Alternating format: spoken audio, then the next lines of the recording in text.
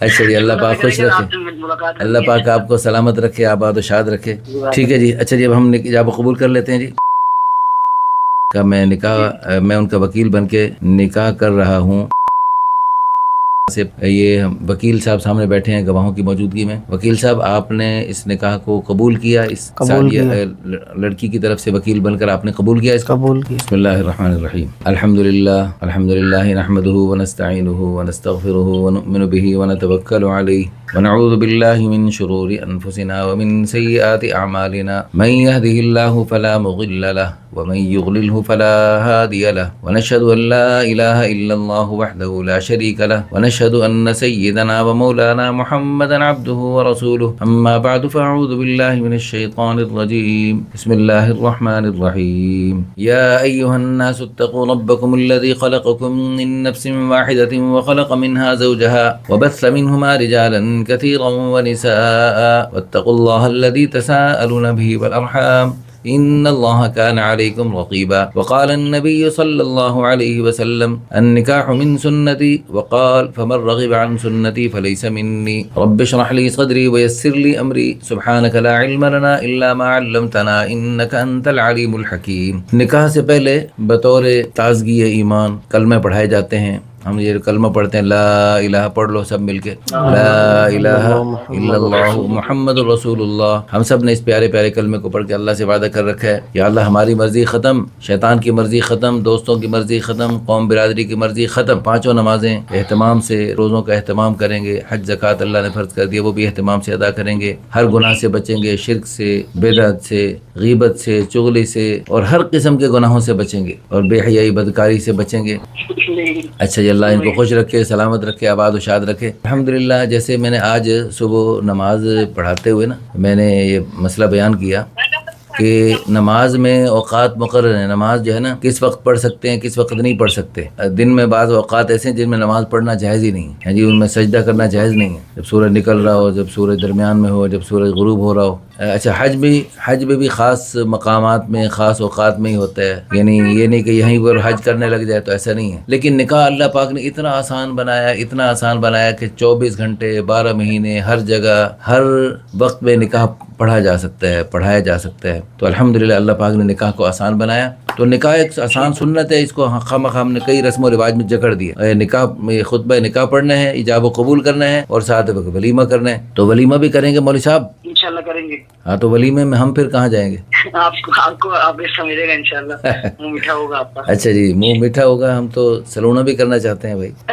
اچھا جی، اللہ پاک خوش رکھے، اللہ پاک آپ کو سلامت رکھے، آباد و شاد رکھے.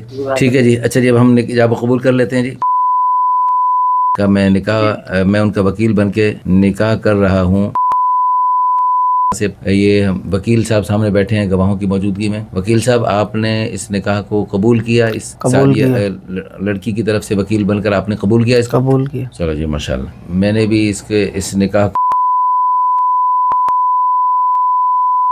میں نے کیا بطور وکیل، میں نے قبول کیا. میں نے بھی اس کو بطور وکیل قبول کیا. تو آپ سب نے بھی قبول کیا جی؟ قبول کیا جی. آمین. اللہ تعالیٰ کی اس نکاح کو بابرکت بنائے. تو الحمدللہ رب العالمین والعاقبۃ للمتقین والصلاۃ والسلام علی اشرف الانبیاء والمرسلین. ربنا آتنا فی الدنیا حسنۃ وفی الآخرۃ حسنۃ وقنا عذاب النار. ربنا هب لنا من ازواجنا وذریاتنا قرۃ اعین واجعلنا للمتقین اماما.